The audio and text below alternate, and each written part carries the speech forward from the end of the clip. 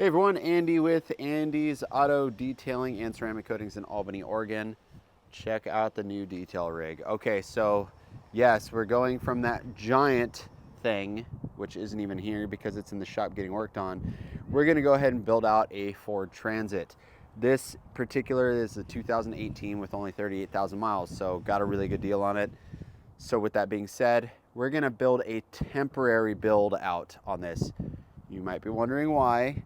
That is because we have something super exciting. We're going to be partnering with somebody in the industry that does mobile detailing build outs. Coming soon, there'll be a lot more information, so make sure you're subscribed to the channel if that's something that piques your interest, because you're not going to want to miss this if you're a mobile detailer. So with that being said, we're going to do a temporary build out on this in particular. If you've been following my channel for 4 years or more, you might recognize this water tank because this was like the same water tank that I had in my very first build out. I'll actually link that up here in the top if I can remember to do that for this video. But in that Chevy Express, we actually went with this 65-gallon water tank like this. So, but in this one, we're gonna, like I said, temporary. So right now, we just took a 4x8 piece of plywood, cut it down a little shorter. We're gonna pull this thing out.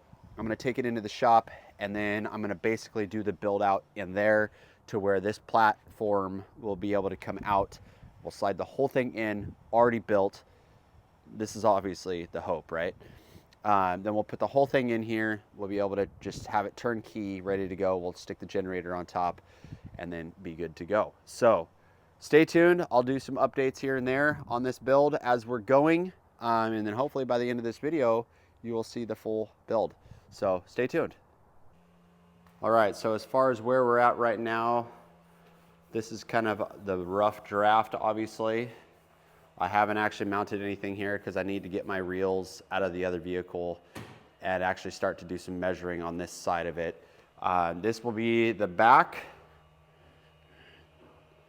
And then I'm not exactly sure how I'm probably gonna put the reels up here, put the pressure washer down here, maybe even have my buckets over here. Maybe, I don't exactly know yet. And then up here, we'll have the vacuum will be sitting up top, which will, plumb the vacuum hose reel. It'll sit on one of these sides. And then we'll have plenty of room in the front on the side doors for whatever we need. So here's the rough idea so far. It might change, but this is where we're at right now. All right, just a quick update of where we're at. I actually ran out of paint, so that's fun. But I got the spot painted where we're probably actually putting the pressure washer reel. Here's the progress so far. Not too shabby, I think. Got the vacuum hose reel. We're gonna do something different with the pressure washer reel. It's actually gonna come through kind of like our old setup because there's just not enough room in the back, honestly. First coat of paint on there just so that we can get things mocked up. Hopefully that background noise isn't too bad. Got those two reels, the air and electrical mounted. Vacuum obviously there. Pressure washer will be there. I'm not sure what I'm gonna do right here. So stay tuned, we're gonna do a test fit. But granted, the pressure washer reel and generator sounds like. That's what I've been trying to get this out. Well, Rotating hands. Yep. Same one's so cool. Good job. Especially rotating hard. Perfect. You should help me with my build. All right, finally got this thing inserted. This is kind of roughly what it's gonna look like. I know a lot of guys go all the way up here with their platforms, but once again, this is a temporary kind of situation. Plus we're gonna have all this for storage, which is quite a bit of room up top. I'm pretty sure looking at it now that our buckets will fit down here just fine. Hopefully, we'll see. But right now we're just test fitting so that I can mark holes for this thing, because this is actually gonna be back over here on the side, going through the backside. So that's the idea behind it. I'm gonna get this test fitted so I can get some holes drilled. Take it back out, insert bolts going from the bottom so that I can easily take on and insert put it in, take it out, whatever. Pretty, for the most part, easily. Yeah, so let's go. All right, I'm done. Everything's functional, everything's hooked up.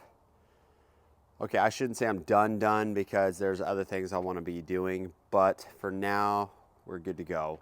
Everything is functional, no leaks, thankfully. I had to sit here and mess around with leaks for like ever because everything seemed to be leaking.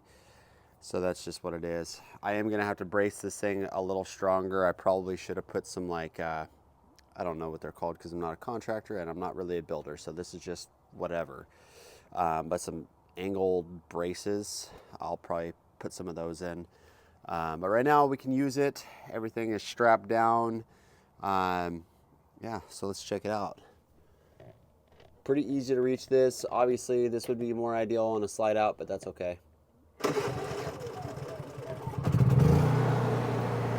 All right, when I get to a job, that's the way I'm gonna do it. I can reach back here, start my pressure washer really easy. That's good to go because it's already got pressure on it. Pressure washer's right here. Actually, I don't have the tip on there and I got only one hand, so I'm not gonna play around with that. But vacuum is fully functional. Let's check that out. Just for fun.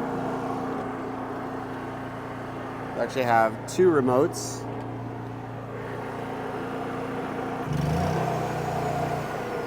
There you go. So those both work. Cool.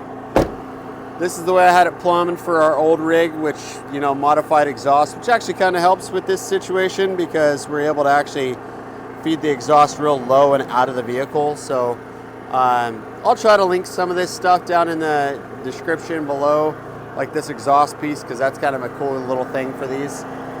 Got our bucket fill right there.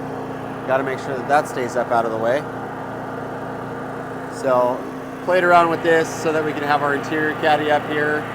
I'm gonna put a fresh coat of paint on all this, but this will keep it from falling. I know it's kind of hokey right now, but you know what? This was like a 3-day makeshift build. So not really too shabby. It looks probably cleaner than most builds that I've done in the past, especially when we take these buckets out. It actually looks really good back here. So yeah, anyway, we got the nice beast vacuum. This is my first time actually running this on a 50-foot. I'm gonna tell you right now, definitely worth it on a 50-foot hose. I do have a smaller diameter hose here, but the suction on this is pretty much almost exactly comparable to that central vacuum at a fraction of the cost. So definitely look into that if you're wanting to run a hose reel. It actually works. I've been seeing people use it. Finally went ahead and did it, and it works really well. So